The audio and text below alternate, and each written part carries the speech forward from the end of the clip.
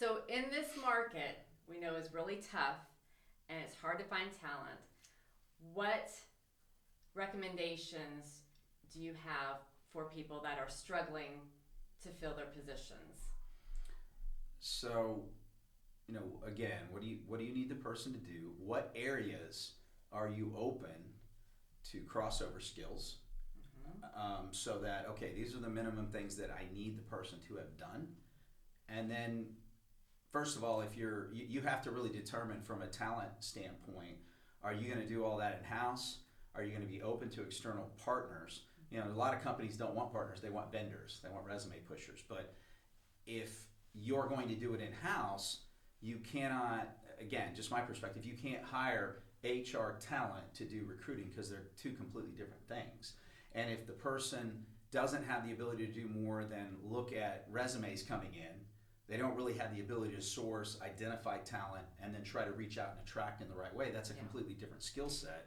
Number one, how much time do they have do they have the bandwidth to do that? And then even from a standpoint, if that's what you're going to do, and they're going to communicate with the talent, they have to really understand what it is that person does, where the company's at in their product life cycle or service life cycle, depending on what that company does. And if you can't do that really well, again, you're going to have a really hard time because anybody that you like, especially any of the things we work on, somebody else, at least one or two people like them. And we have multiple examples. I think we've filled 17 regulatory affairs positions in the last 2 quarters. Every single one of those candidates had multiple offers. Oh, yes. So, understanding what it is you need the person to do, what you're open to being flexible, being willing to have a partner, whether that's internally, externally, that can do that heavy lifting and that vetting that you trust, and you can trust their opinion because they can go and do that extra work for you. If there's certain skill sets that you want greater specificity, have them do that vetting for you so that you know that time, you just talked about being busy. Everybody's busy. Yeah. So, the biggest thing is, and the philosophy we take is we want to make sure that whoever we submit forward, our client and that hiring manager, they want to talk to them, that it's not going to be a waste of their time or the candidate's time, which again comes back to why our offer acceptance rate has averaged 93% for almost 7 years now.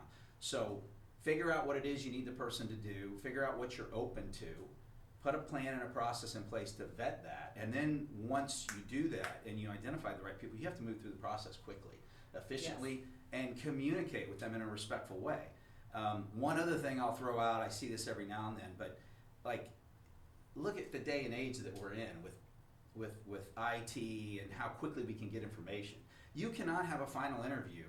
Again, people can do whatever they want, right? Yeah. But if you're going to have a final interview on a Thursday and then you're going to schedule a debrief for next Tuesday, that's just really not a good idea from my standpoint. Yeah, you're going to every single day that you go past the final interview, every single day that you go past that without an offer, man, it depends on the category. Certain categories, literally, your chance to get across the finish line goes down 25% per day.